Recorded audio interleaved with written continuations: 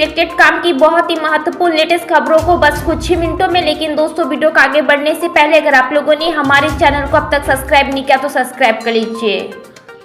America के एक वरिष्ठ सांसद ने भारत में 2014 से हुई आर्थिक प्रगति एवं विकासात्मक कार्यों के लिए प्रधानमंत्री नरेंद्र मोदी की प्रशंसा करते हुए कहा कि वह भारत का चेहरा बन गए हैं।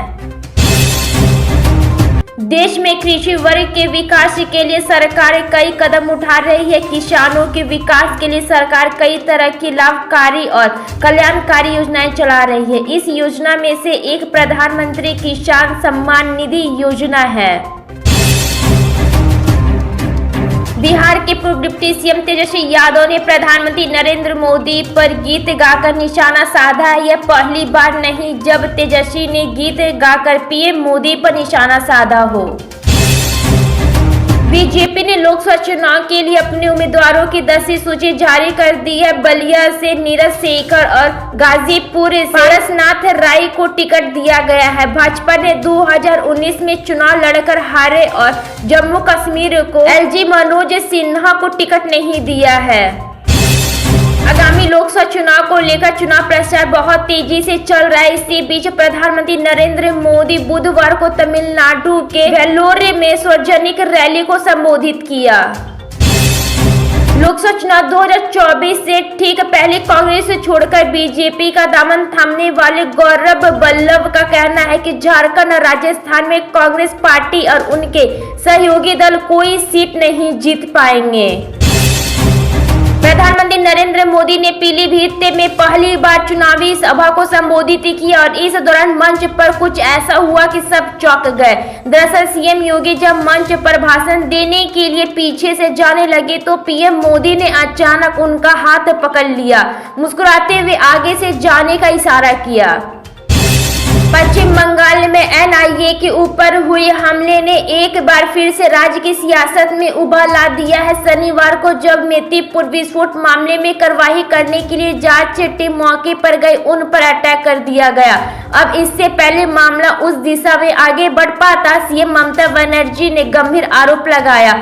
उनका कहना है कि रात के अंधेरे में एनआईए टीम ने महिलाओं पर हमला किया।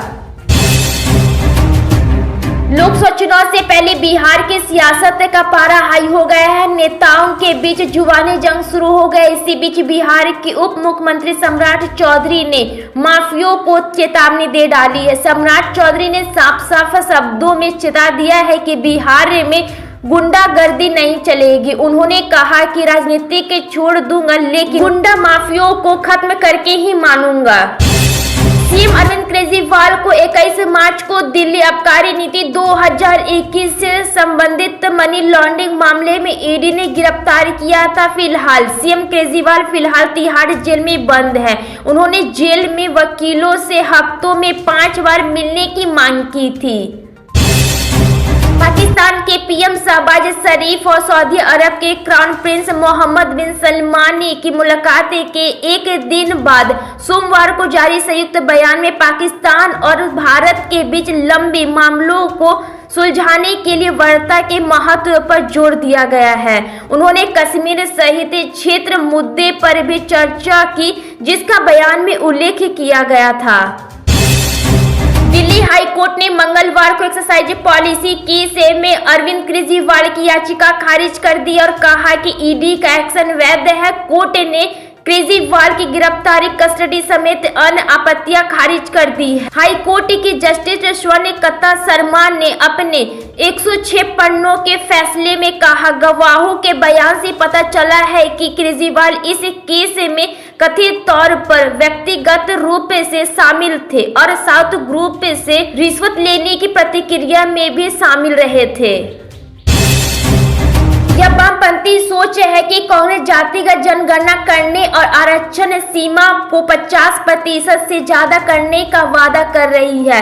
1951 की जनगणना के दौरान भी जातिगत जनगणना करने की मांग रखी गई थी, लेकिन तब पंडित नेहरू और सरदार पटेल ने इसे खारिज कर दिया था। सरदार पटेल का मानना था कि इससे जातीय तनाव बढ़ेगा। लोकसभा चुनाव के लिए सभी पार्टियों ने कमर कस ली है। राजनीतिक दल और उनके नेता चुनाव प्रचार में व्यस्त है। 7 चरण का चुनाव 19 अप्रैल से शुरू होगा और 1 जून तक चलेगा। 2024 लोकसभा चुनाव में बीजेपी की नजर टिक लगाने पर है। प्रधानमंत्री नरेंद्र मोदी के नेतृत्व में पार्टी लगातार तीसरी बार केंद्र की सत्ता पर काबिज होने की कवायद में जुटी है। प्रधानमंत्री नरेंद्र मोदी ने इस बार के लोकसभा चुनाव में एनडीए के लिए 400 सीटों से ज्यादा का टारगेट रखा है। लोकसभा चुनाव के प्रचार के लिए प्रधानमंत्री नरेंद्र मोदी आज दक्षिण राज्य तमिलनाडु पहुंचे। तमिलनाडु के वेल्लोर में पीएम मोदी चुनावी जनसभा को संबोधित कर रहे हैं। आबकारी घोटाला से जुड़े मनी लॉन्ड्रिंग मामले में मुख्यमंत्री अरविंद केजरीवाल की मुश्किलें व्यक्तिगत के साथ ही पार्टी के राष्ट्रीय संयोजक के तौर पर बढ़ने वाली है। बीजेपी के राष्ट्राध्यक्ष जेपी नड्डा ने अरुणाचल प्रदेश विधानसभा चुनाव 2024 के लिए पार्टी का घोषणा पत्र जारी किया है। कार्यक्रम में अरुणाचल प्रदेश के सीएम भी मौजूद रहे।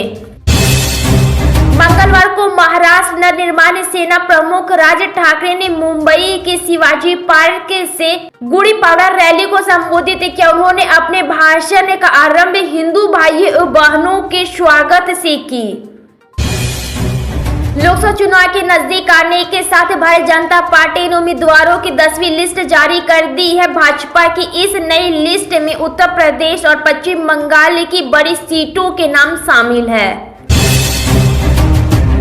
मौजूदा प्रधानमंत्री नरेंद्र मोदी को चुनाव प्रचार नए तरीके इजाद करने के लिए जाना जाता है। लोकसभा चुनाव में पूरा दमखम लगाकर उत्तर भारतीय जनता पार्टी बीजेपी एक विदेशी दांव खेल रही है।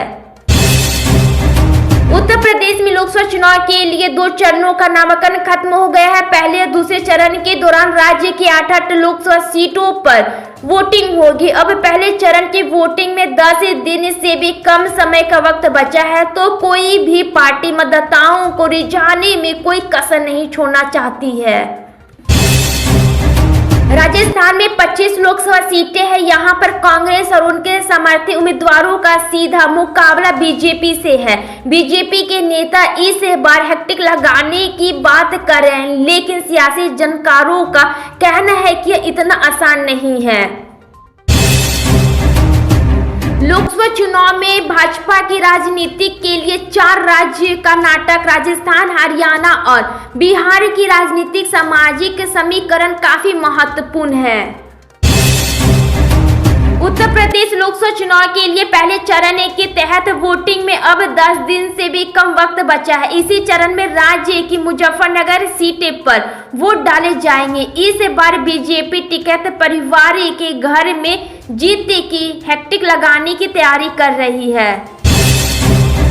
18वीं लोकसभा चुनाव 2024 के लिए होने वाले मतदान को बस कुछ ही दिन बाकी है। चुनाव आयोग की सूची अनुसार 19 अप्रैल को देश के कई राज्यों में पहले चरण के लिए मतदान होने वाले हैं। इसकी तैयारियां की जा रही है।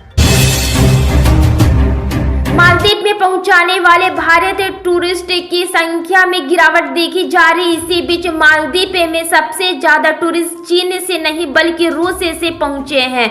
चीन के टूरिस्ट साल 2024 के जनवरी और फरवरी में सबसे ज्यादा थे, लेकिन मार्च में उनकी संख्या अचानक से आधी से भी कम हो गई है।